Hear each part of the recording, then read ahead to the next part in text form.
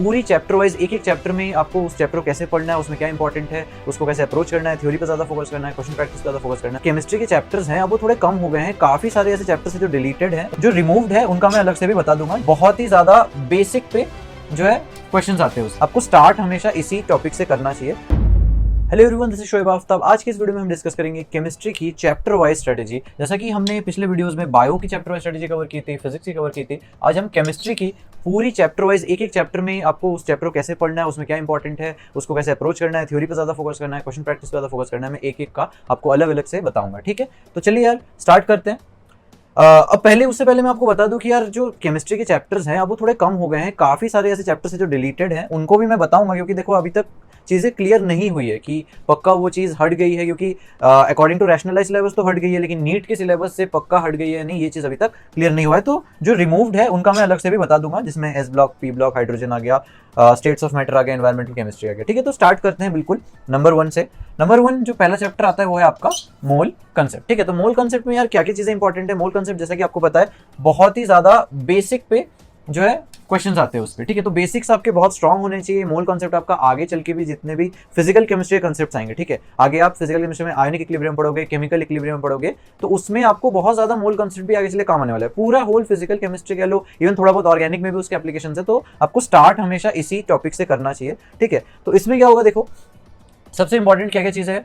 यहाँ पे मोल को आपको एक्सप्रेस करना आना चाहिए कि यार वॉल्यूम के टर्म्स में, एटम्स के टर्म्स में, मास के टर्म्स में, इक्वेशन। फिर आपको पता होना चाहिए कि यार जो मास है वो पूरा कंजर्व्ड रहता है, लेकिन मोल्स जो है वो उस तरीके से बैलेंसिंग के फॉर्म में जो है चेंज होते हैं। ठीक है, तो आप जिस तरीके से इक्वेशन को बैलेंस करोगे, तो अगर आपने परफेक्टली बैलेंस कर दिया, फिर आप उसके अकॉर्डिंग मोल वगैरह निकाल सकते हो। अगर आप बेसिक्स इसमें सीख गए, तो इसमें जितने भी एडवांस लेवल के थोड़े मान लो कॉम्प्लिकेटेड वाले जो क्वेश्चन होते हैं उसको भी आप आराम से कर सकते हो। ठीक है, तो ये बिल्कुल ऐसा है कि इसमें बेसिक फॉर्मुलेज वगैरह सीख जाओ। जैसे फिजिक्स में होता है ना कि 2-3 जो है लॉज होते हैं, मान लो कंजर्वेशन ऑफ लीनियर मोमेंटम होता है जैसे, तो ऐसे 2-3 लॉज अगर आप इसके मेन बेसिक सीख गए, तो फिर आप आराम से पूरा मोल कंसेप्ट चैप्टर आपका निकल सकता है। बस इसमें वैरायटी ऑफ क्वेश्चंस बनते हैं। अब आते हैं नेक्स्ट पे। नेक्स्ट है अपना एटॉमिक स्ट्रक्चर। तो देखो एटॉमिक स्ट्रक्चर में आपको जो डिफरेंट मॉडल्स हो गए, ठीक है, रदरफोर्ड मॉडल हो गया, बोर मॉडल हो गया, तो आपको डिफरेंट मॉडल्स का आइडिया होना चाहिए। फिर जो सीरीज हो गई, लाइमन सीरीज हो गया, बार्मर सीरीज हो गया, मेनली जो क्वेश्चंस बनते हैं वो इन टाइप के टॉपिक से ही बनते हैं। ठीक है, तो एटॉमिक स्ट्रक्चर थोड़ा सा वास्ट है। ठीक है, कि आपको पता होना चाहिए कि यार रेडियस किसके प्रोपोर्शनल है, ठीक है, एटॉमिक मास का क्या रहता है, तो ये सब मतलब काफी हद तक अगर आपको इसका कॉन्सेप्ट पता है, थ्योरी पता है, तो आप इजीली क्वेश्चंस को कर सकते हो। ठीक है, इसमें बहुत ज्यादा प्रैक्टिस की ऐसे जरूरत नहीं है। चलो नेक्स्ट हम आते हैं पीरियोडिक टेबल पे। पीरियोडिक टेबल हमारा इनऑर्गेनिक केमिस्ट्री का, अब तक फिजिकल चल रहा था, इनऑर्गेनिक केमिस्ट्री का पहला चैप्टर है। इसमें क्या देखो, ट्रेंड्स बहुत ज्यादा इंपॉर्टेंट है। ट्रेंड्स का मतलब क्या है यार, कि डाउन द ग्रुप कैसे काम करता है, अक्रॉस अ पीरियड कैसा ट्रेंड है, मतलब इंक्रीजिंग है, डिक्रीजिंग है, क्या क्या चीज़ है। इसमें बहुत सारी चीज़ आती है। आयोनाइजिंग पोटेंशियल आता है, इलेक्ट्रॉन एफिनिटी आ गया, इलेक्ट्रोनेगेटिविटी आ गई, तो IPEN पूरा एटॉमिक साइज आ गया, और एक्सेप्शंस भी बहुत ज्यादा इंपॉर्टेंट है। ठीक है, जैसे अगर आप आयनाइजेशन पोटेंशियल में अगर आप देखोगे, तो क्योंकि वहाँ पे NH2 और NP3 ये सब की वजह से जो एक्सेप्शंस आते हैं, आपने सुना होगा ना, कार्बन और ऑक्सीजन में वो चेंज हो जाता है, तो वो जो चेंजेस वगैरह वो आपको देख लेना। मतलब एक्सेप्शंस आपको पता होने चाहिए और जनरल ट्रेंड पता होना चाहिए कि भाई जनरली ये होता है across a period down the group, और उसके क्या क्या एक्सेप्शंस। अगर आपने इतना कर लिया तो मोस्टली इसी टाइप के क्वेश्चन आते हैं। बहुत ज्यादा थ्योरेटिकल बेस्ड क्वेश्चन नहीं आते। अगर आपने ढंग से नोट्स बना रखे हैं, ढंग के किसी टीचर से पढ़ रखा है, तो नोट्स से इसमें काफी होते हैं। बट फिर भी NCERT तो खैर पढ़ना ही है, बट कुल मिला के क्वेश्चंस का ऐसा रहता है। उसके बाद हम आते हैं केमिकल बॉन्डिंग पे। सबसे ज्यादा इनऑर्गेनिक का जो है इंपॉर्टेंट चैप्टर है ये, और अब तो और ज्यादा इंपॉर्टेंट हो गया, क्योंकि ब्लॉक्स अगर देखा जाए, अगर ब्लॉक सच में रिमूव किया जा रहा है, ठीक है, तो रैशनलाइज सिलेबस के अकॉर्डिंग ब्लॉक्स अगर रिमूव्ड है, तो ऑब्वियसली मोर वेटेज कहाँ पे आ जाएगा, तुम्हारे केमिकल बॉन्डिंग पे।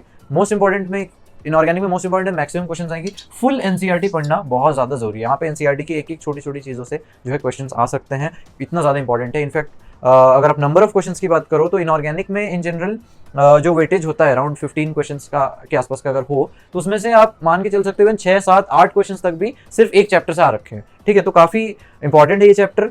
VBT हो गया, VSEPRT हो गया, ये सबसे क्वेश्चंस आते हैं। बॉन्ड ऑर्डर से, फिर ज्योमेट्री क्या है मॉलिक्यूल का, शेप क्या है मॉलिक्यूल का, इस टाइप के क्वेश्चंस आपको बहुत ज्यादा। PYQ देखोगे तो आराम से समझ आ जाएगा, बट आपको सारी चीजें क्लियर होनी चाहिए। पूरा NCERT का आपको ढंग से पकड़ होना चाहिए। इसके बाद यार थर्मोडायनेमिक्स आता है। देखो थर्मोडायनेमिक्स भी फिजिकल केमिस्ट्री का ही टॉपिक है। इसमें क्या है, वर्क हो गया, इंटरनल एनर्जी हो गया, first law, second law, third law अगर आप समझ जाते हो तो काफी हद तक आपका क्लियर है। यहाँ पे आप इसको फिजिक्स की थर्मोडायनेमिक्स के साथ कॉन्ट्रास्ट करके पढ़ सकते हो। यहाँ पे ज्यादा चेंज नहीं होता, बस इंटरनल एनर्जी का फॉर्मूला और उसमें वर्क का जो है साइन वाइन ये सब चेंज हो जाता है। तो थोड़ा सा अगर आप उसको फिजिक्स के साथ रिलेट करके पढ़ते हो, तो काफी अच्छा आप जो है कंबाइंड तरीके से दोनों को एक साथ कर सकते हो। ठीक है, तो ढंग से पढ़ लेना इसको। इसमें बस कुछ चीजें अलग से आती है, एंथैल्पी आ गया, गिब्स फ्री एनर्जी आ गया, जो फिजिक्स में जिसका इतना जो है एप्लीकेशन नहीं है, बट यहाँ पे entropy, enthalpy, Gibbs free energy सब चीजें आ जाती है। ठीक है, नेक्स्ट यार देखो इक्विलिब्रियम करके चैप्टर है जिसको मैंने 2 पार्ट्स में बांट दी, कि एक्चुअली हमें भी कोचिंग में 2 पार्ट्स करके पढ़ाया गया था, केमिकल इक्विलिब्रियम अलग से, आयनिक इक्विलिब्रियम अलग से, ठीक है। तो इनको आप अलग अलग से ही पढ़ो, मेरे हिसाब से यही बेटर है, और नहीं भी पढ़ते हो तो कोई इशू नहीं है। देखो क्या है, केमिकल इक्विलिब्रियम में फेज ट्रांसफॉर्मेशन वगैरह आपको मिल जाएगा, डिसोल्यूशन मिलेगा,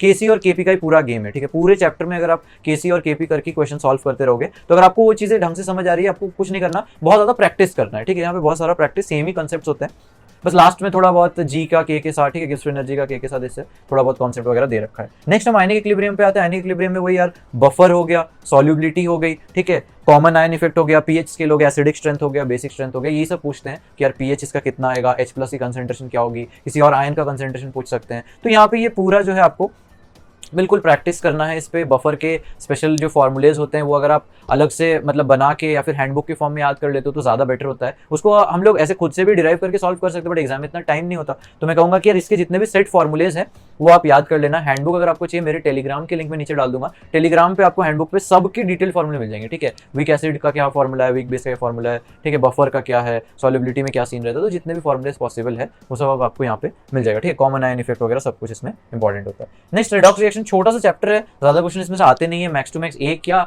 कभी बहुत ज्यादा हो गया तो 2। इसमें मेनली क्या होता है, देखो बैलेंसिंग टाइप वाले क्वेश्चन होते हैं, क्या ऑक्सीडेशन का हुआ, रिडक्शन का हुआ, इलेक्ट्रॉन का ट्रांसफर कितना हुआ, कुल मिला के ऐसे टाइप के क्वेश्चन होते हैं, बैलेंसिंग वाले जो क्वेश्चन हो गए, ठीक है। नेक्स्ट यार हम आते हैं ऑर्गेनिक केमिस्ट्री पे। देखो यार एक ही chapter organic chemistry, basic principles and techniques करके जो चैप्टर है उसमें, और हाइड्रोकार्बन है, ठीक है। तो इस चैप्टर में एक्चुअली एक नहीं है, ये 4 चैप्टर मिला के है अगर आप देखोगे ढंग से। तो इसमें पहले तो IUPAC नॉमेनक्लेचर वाला पार्ट है, उसको आपको अलग से पढ़ना है कि यार किस तरीके से नेमिंग होती है, फंक्शनल ग्रुप कैसा होता है, ठीक है।